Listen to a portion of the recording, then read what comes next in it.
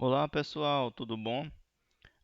Vamos aqui fazer mais um exemplo para a aplicação do potencial eletrostático, onde agora nós vamos encarar o problema de um cilindro circular condutor carregado, né?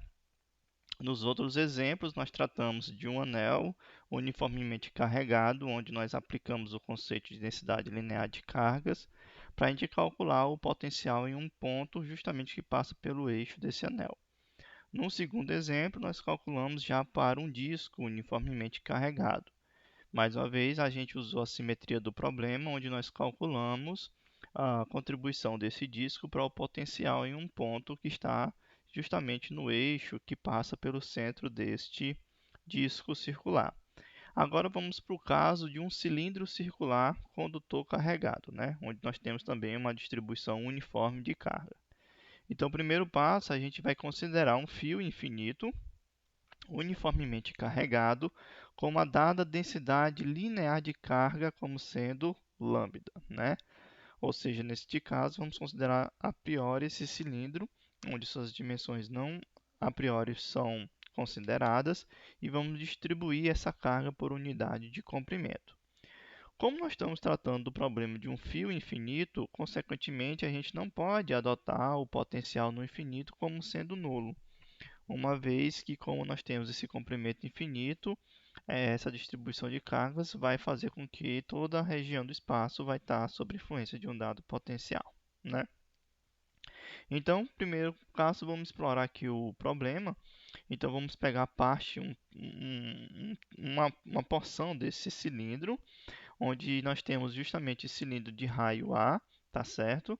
Onde nós vamos pegar um ponto P que tem uma distância ρ do centro do cilindro, onde nós temos justamente aqui um ponto onde nós vamos ligar a distância desse ponto até o eixo que passa pelo o eixo passa pelo interior desse cilindro, que eu vou indicar aqui como sendo o eixo Z.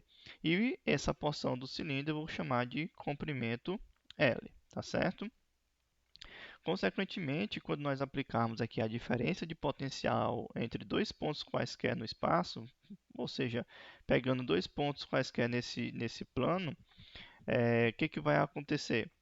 A gente vai obter a expressão da diferença de potencial como sendo menos a integral do ponto inicial até o ponto final do campo elétrico vezes o vetor deslocamento, tá certo?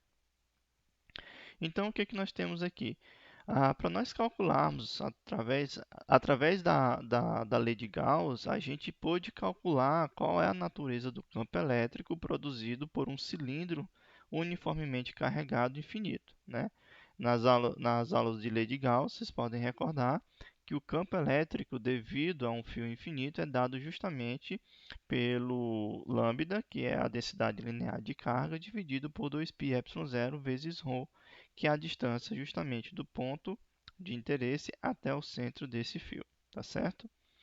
E, consequentemente, a gente pode usar essa expressão para o campo elétrico, onde nós podemos aplicar para o cálculo do potencial. Assim, considerando dois pontos quaisquer, onde esses dois pontos, a distância deles seja maior do que a distância do centro até a superfície do cilindro, a gente vai ter que a diferença de potencial entre os pontos considerados, ou seja, o potencial no ponto 2 menos o potencial no ponto 1, vai ser menos a integral do ponto 1 até o ponto 2 de lambda dividido por 2πε0 ρ chapéu, que está na direção justamente do raio, interno dl, que vai ser justamente o vetor de deslocamento, né? Onde aqui tudo é o campo elétrico considerado.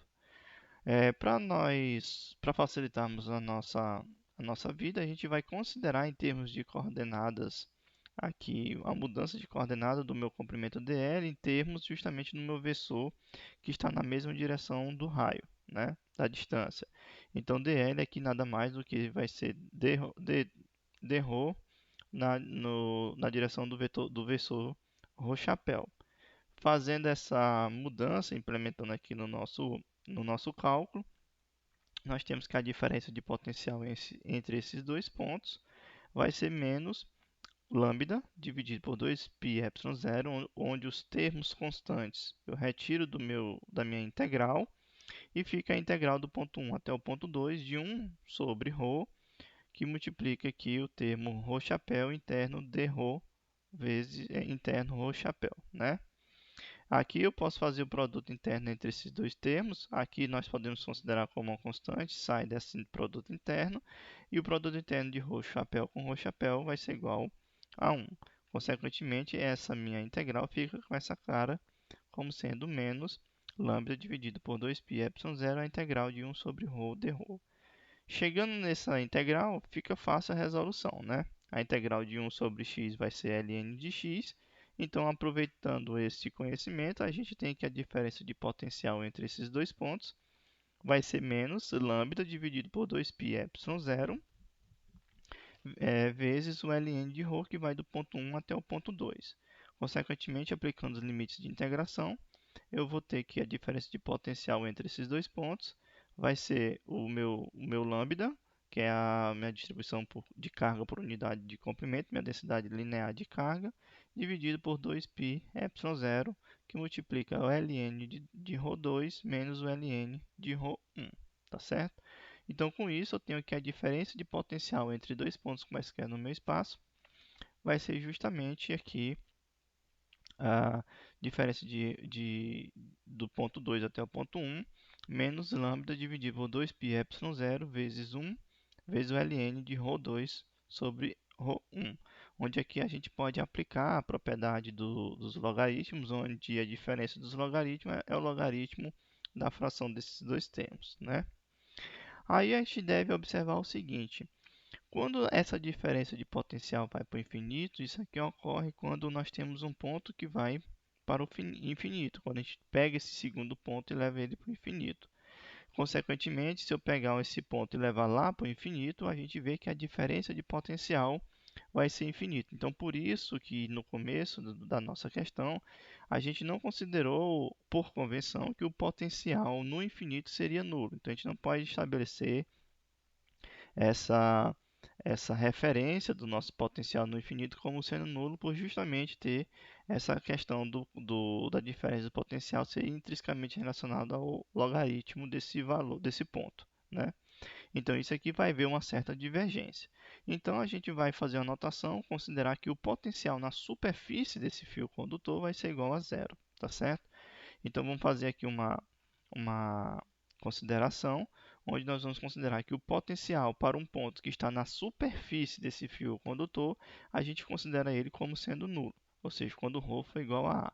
Neste caso, o potencial nulo na superfície nos leva que o potencial de ρ vai ser dado por menos lambda dividido por 2π ε0, o ln de ρ sobre A.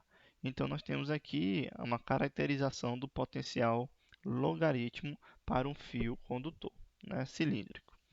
E a gente pode pegar, já que nós estamos considerando a natureza do fio em uma densidade linear de carga, a gente pode reinterpretar esse resultado e relacionar esse potencial com uma densidade superficial de carga sigma.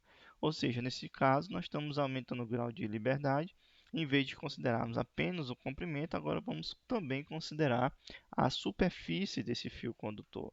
Então, se nós consideramos sigma como sendo essa densidade, nós temos agora carga por unidade de área, a gente tem que a carga vai ser igual a lambda vezes L, ou seja, pegando a carga uniformemente carregada por densidade linear, que vai ser igual a sigma vezes S, onde nós temos uma densidade superficial vezes a área deste meu cilindro, né? Consequentemente, como nós estamos pegando uma porção L desse meu cilindro, fica fácil calcular a área desse cilindro, que é 2π vezes A vezes L, que multiplica justamente por sigma, tá certo? Aqui nós temos a área do nosso cilindro considerado e aqui a densidade. Com isso, a gente pode estabelecer que lambda vai ser igual a 2π vezes A vezes sigma.